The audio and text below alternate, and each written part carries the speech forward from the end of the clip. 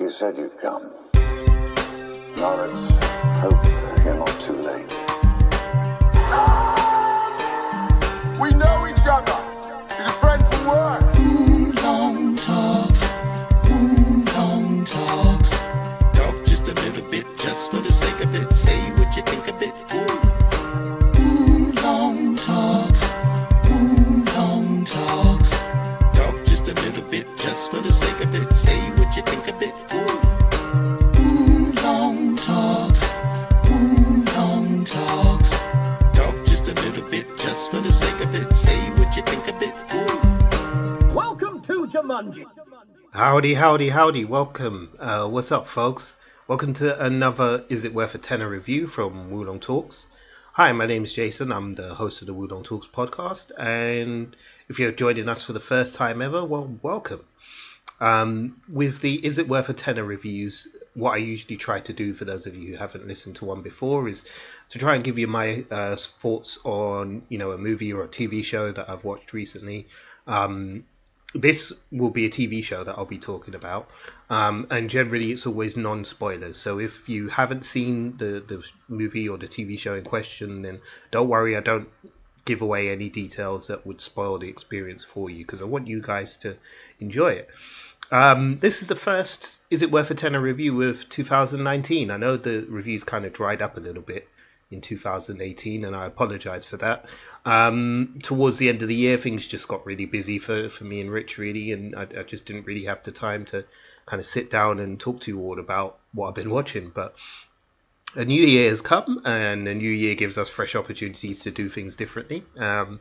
And so the plan is to try and keep these going and to give you some more reviews and some more recommendations and some more things that we think you guys should be checking out there, because I know that's the kind of thing that you like to hear. So we will be doing that. And without further ado, let's dive straight on into the review. So I'm going to be talking today about a TV series on Netflix, which is called Kingdom.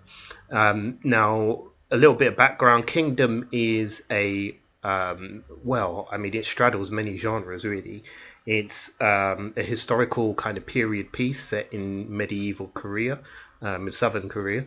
It's also a horror. It's also a political thriller as well. So, and there's a bit of comedy thrown in too. So it covers like a lot of areas. It cuts a lot of grass, as the saying goes. But is it worth a tenner? Yeah, absolutely, because it does all of those things and it does them extremely well.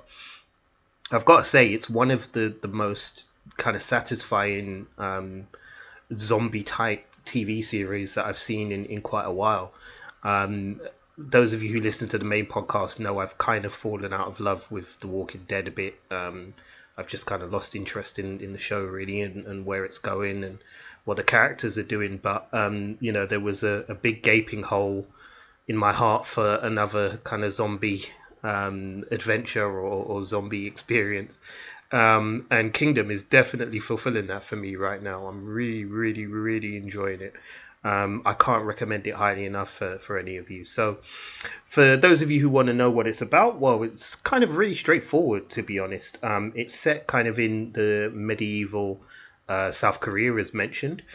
And it's set for a specific period, and where the story begins kind of drops you right into the middle of the plot, in a sense that the king of a kingdom within South Korea is grievously ill, and people around the king have decided that that it would be disastrous for anybody to find out what has happened to the king. So they try to give him some kind of experimental treatments in order to kind of sustain him and to give him life. But the problem is the treatments that he's given effectively reanimate him, and he becomes an infected kind of zombie / demon, basically, that feeds on human flesh.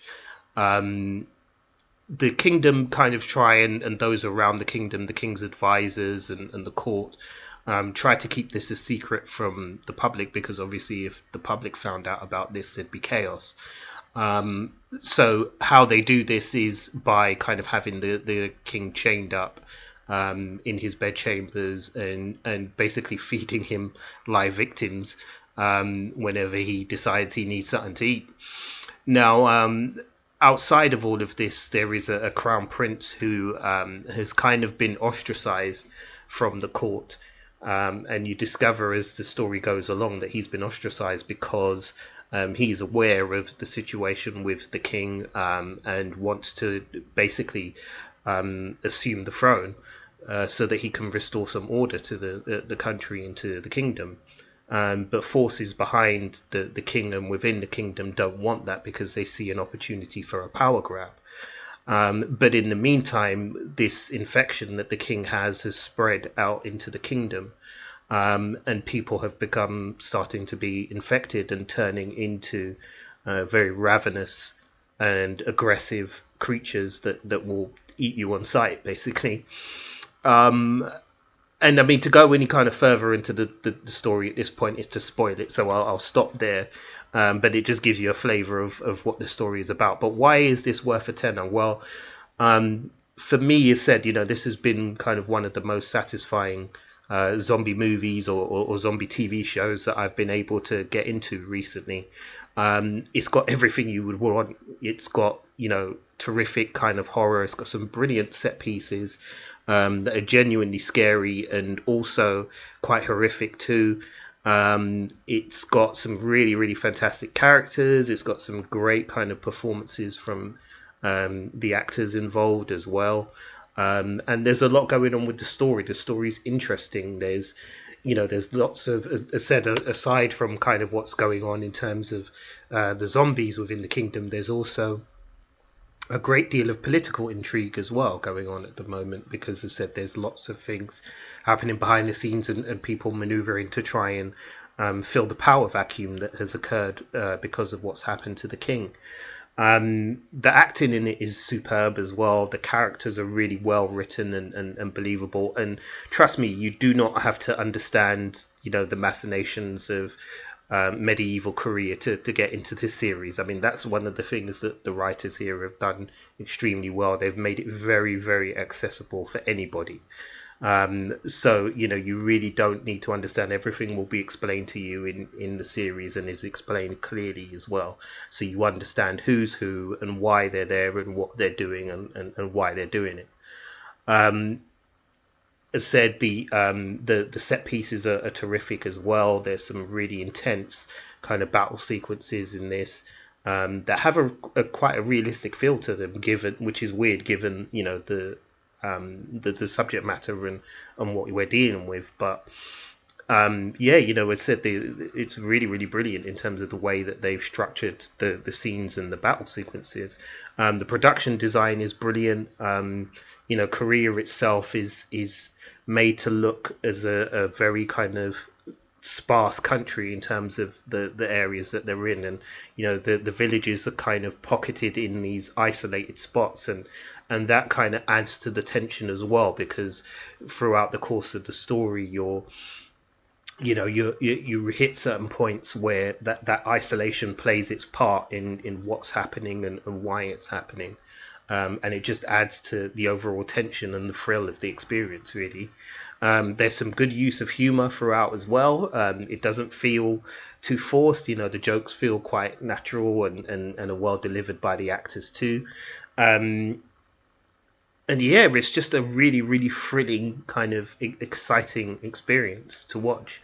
I mentioned on the previous podcast that I did, if you haven't checked that out yet, go and check that out. But I mentioned that one of the things I'm enjoying at the moment is discovering horror stories from other parts of the world, and one of the things I love about Kingdom is giving the audience, particularly a Western audience, a view of what society was like back then for people who lived in Korea, and how the class structure played such an important part in the way in which their society functioned, much in the way that it does in in a lot of European countries at that time. So that in itself is great kind of great material for mining sort of drama and tension throughout the story, and it continues to do that throughout the the episodes. There's only 6 episodes in this, but this is the first season. Netflix apparently have commissioned a second season, so we will get another one. And I'm really looking forward to it because this season, is, as said, is really, really fantastically well told. In terms of kind of how they've told their story and the characters that they've brought in. The actors in this, I mean, you probably won't recognize too many of them unless you're a big fan of Korean dramas. And if you are, well done. But I'm fairly familiar with some Korean dramas, but not a huge amount, if I'm being perfectly honest.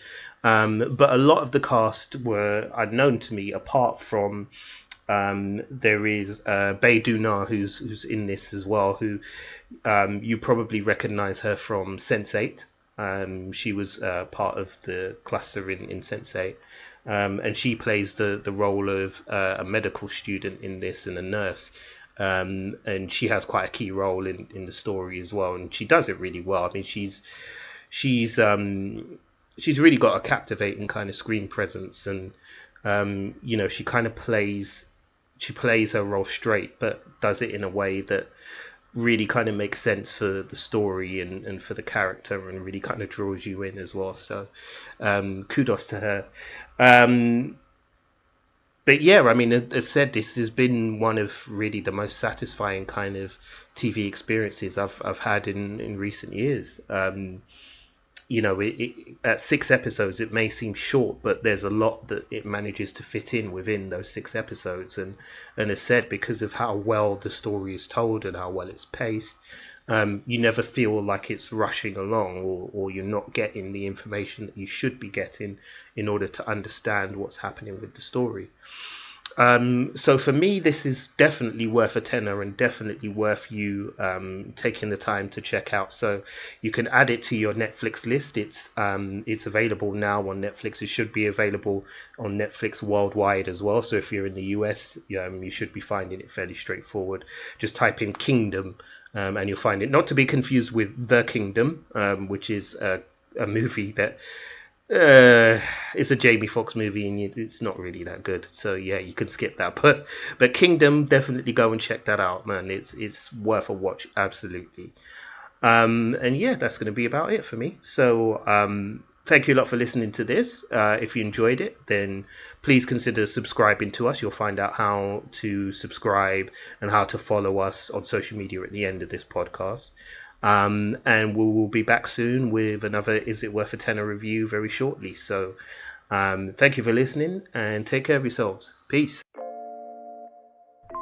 Thanks for listening to us. If you're down with Woolong Talks, show some love by following us on Twitter, Facebook and Instagram at Woolong Talks. You can also find us online at www.woolongtalks.com or drop us an email at woolongtalkspodcast@gmail.com. We can also be found as part of the Britpod Scene Collective, and we're also officially E14 endorsed. Search for those hashtags to enjoy more content from us and from other great British podcasters.